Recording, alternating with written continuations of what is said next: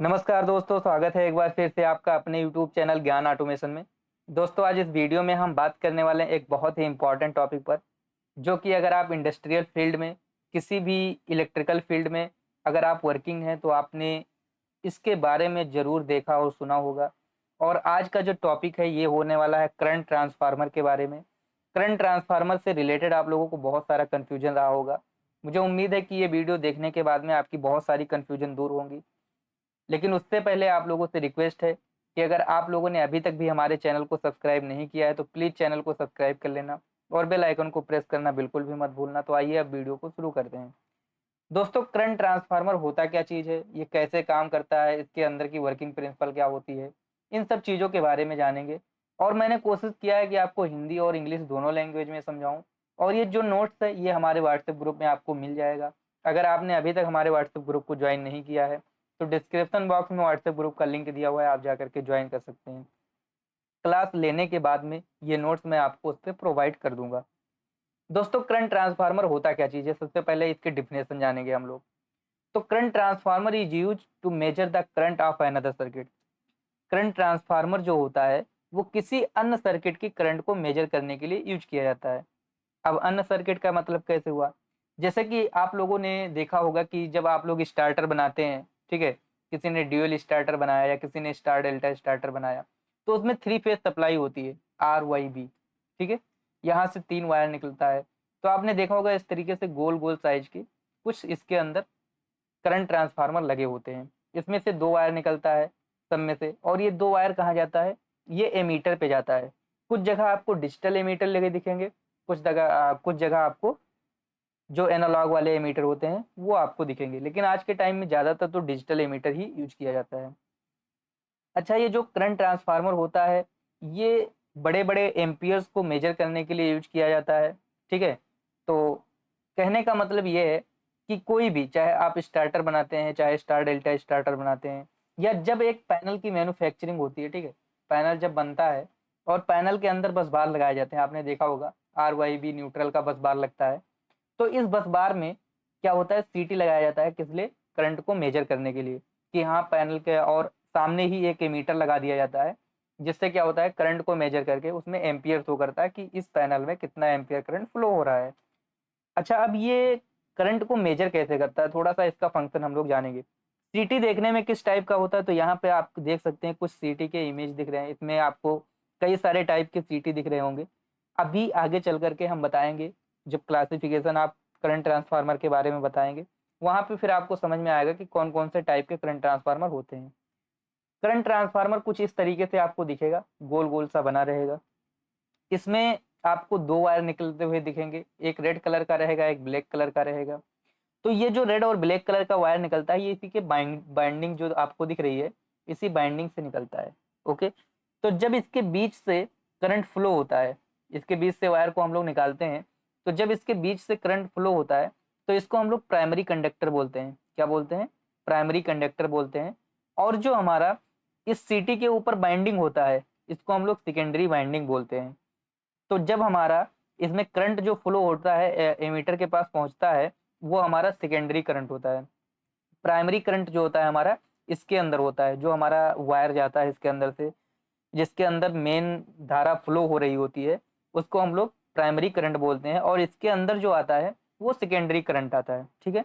जैसे कि आप इसमें देख सकते हो ये आपकी पावर लाइन है, ठीक है, जो कि सीटी से होकर के पास हो रही है। यहाँ पे आपका करंट ट्रांसफार्मर है और करंट ट्रांसफार्मर में भी बाइंडिंग की गई है। तो ये बाइंडिंग वाले जो 2 वायर हैं ये आकर के आपके एमीटर से कनेक्ट हो गए हैं। तो जब इसमें करंट फ्लो होता है तो इसकी जो सेकेंडरी धारा होती है वो आपको यहाँ एमीटर में देखने को मिलती है। अब बात करते हैं हम लोग थोड़ा सा क्लासिफिकेशन ऑफ करंट ट्रांसफार्मर, ठीक है, कि करंट ट्रांसफार्मर का क्लासिफिकेशन क्या होता है। ये भी मैंने हिंदी और इंग्लिश दोनों में समझाने का कोशिश किया है। आपको ये नोट्स मिल जाएगा, मैं बार बार कह रहा हूँ कि नोट्स आप व्हाट्सएप ग्रुप से ले सकते हैं। तो अगर मैं क्लासिफिकेशन ऑफ करंट ट्रांसफार्मर की बात करूं तो जो पहला टाइप करंट ट्रांसफार्मर है वो है वाउंड करंट ट्रांसफार्मर। आपको ऐसे सीटी बहुत ज़्यादा देखने को मिले होंगे। आपने देखा होगा कि इंडस्ट्री में ऐसे टाइप के सीटी बहुत ज़्यादा यूज किए जाते हैं। मैंने तो देखा है कि पैनलों में और भी जितने भी जगह पे स्टार्टर बने रहते हैं वहाँ पर सीटी लगाने के लिए इस टाइप का सीटी यूज करते हैं। दूसरा होता है आपका टॉरॉयडल करंट ट्रांसफार्मर, ठीक है।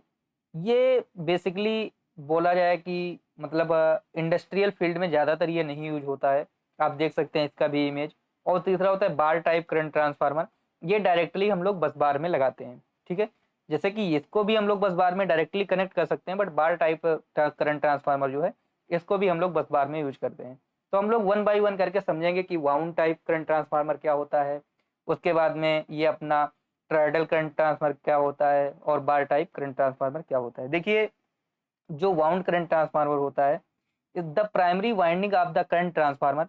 इस करंट ट्रांसफार्मर की जो प्राइमरी वाइंडिंग होती है ये डायरेक्टली कंडक्टर से कनेक्टेड होती है to help measure the current following in the circuit. जो हमारा सर्किट में करंट फॉलो होता है तो ये डायरेक्टली किससे कनेक्ट होती है, कंडक्टर से कनेक्ट होती है। Usually the current in the secondary winding will be depended entirely in the winding ratio of the current transformer. जो हमारा सेकेंडरी, इसके अंदर जो ऐसे कॉयल होता है उसको हम लोग सेकेंडरी कॉयल होता है, सेकेंडरी कॉयल बोलते हैं। तो ये जो सेकेंडरी कॉयल है ये पूरा डिपेंड किसके ऊपर करता है, जो इसकी वाइंडिंग होती है, ठीक है। जैसे कि स्टेप डाउन और स्टेप अप ट्रांसफार्मर आपने देखा होगा कि जब बाइंडिंग ज़्यादा हो जाती है तो क्या होता है, आपका यहाँ से स्टेप अप हो जाता है, और बाइंडिंग कम हो जाती है तो स्टेप डाउन हो जाता है। तो इसीलिए कहा जाता है कि जो इसका पूरा डिपेंडेंट है वो किसके ऊपर डिपेंडेंट है, वो वाइंडिंग रेशियो के ऊपर डिपेंडेंट है, कि जिस अकॉर्डिंग वाइंडिंग रेशियो होगी उसके अकॉर्डिंग वो करंट बताएगा। ओके, अभी अगर इसको हिंदी में हम लोग समझें तो वर्तमान ट्रांसफार्मर की प्राथमिक घुमावदार ये सर्किट में बहने वाली धारा को मापने में मदद करने के लिए सीधे कंडक्टरों से जुड़ा होता है, और आमतौर पर द्वितीयक घुमावदार में वर्तमान पूरी तरह से वर्तमान ट्रांसफार्मर के घुमावदार अनुपात पर निर्भर करेगा।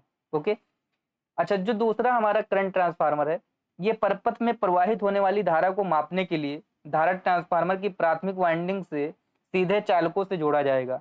रिंग करंट ट्रांसफार्मर में एम्पियर प्राथमिक वाइंडिंग से नहीं बना होता है, इसके बजाय सर्किट में बहने वाली धारा को प्रेषित किया जाएगा और वर्तमान ट्रांसफार्मर में घुमावदार अनुपात के आधार पर द्वितीयक स्लॉट या घुमावदार छेद के माध्यम से सीधा चला जाएगा। आप देख सकते हो कि ये जो है इसका कहने का तात्पर्य है, ठीक है, शायद आपको मैं पढ़ाऊँ तो समझ में नहीं आया होगा। इसके बीच से एक वायर पास होता है, ठीक है। तो जब इसमें क्या होता है, इसके अंदर भी वाइंडिंग होती है, तो जब इसके बीच से कोई वायर पास होता है और इसमें ये मिनिमम एम्पियर को मेजर करने के लिए होता है। जैसे क्या होता है कि अगर लोड नहीं होता है, अगर आप ये वाला सीटी लगा देंगे और लोड नहीं रहेगा तो आपको कुछ एम्पियर ही नहीं दिखाएगा। तो इसीलिए जहाँ पर बहुत कम लोड होता है वहाँ पर हम इसको यूज कर सकते हैं आराम से। जो बार टाइप करंट ट्रांसफार्मर होता है इसको सीधा सीधा हम लोग क्या करते हैं, बस बार में ही यूज कर लेते हैं करंट को मेजर करने के लिए। और भी आपको कई सारे टाइप के करंट ट्रांसफार्मर देखने को मिलेंगे, बट इंडस्ट्री में जो यूज होता है मेन यही यूज होता है, इसीलिए मैंने बहुत ज़्यादा टाइप को इसमें इन्वॉल्व नहीं किया है। अब बात करते हैं कि अगर मुझे सीटी का चयन करना हो तो हम कैसे करेंगे, ठीक है।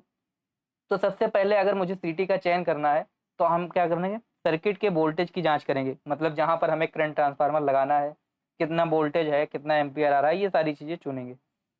उसके बाद में रेटेड प्राइमरी करंट की जांच करेंगे, ठीक है, और एक ऐसा सीटी चुनेंगे जो कि रेटेड प्राइमरी करंट से थोड़ा सा अधिकतम करंट हो।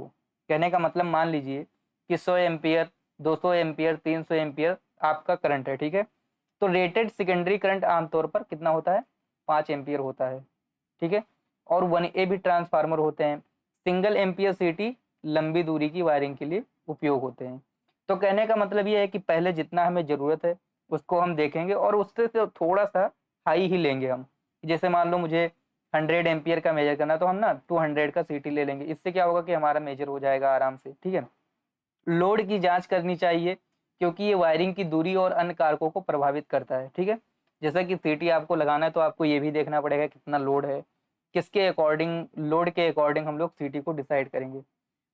एम्पियर टर्न, यदि प्राथमिक धारा कुछ एम्पियर है तो प्राथमिक केबल को सीटी के चारों ओर कई बार घुमाने से द्वितीयक धारा केबल के घुमाए जाने की संख्या से गुणा हो जाएगी, जिससे आप इसे निकाल सकेंगे।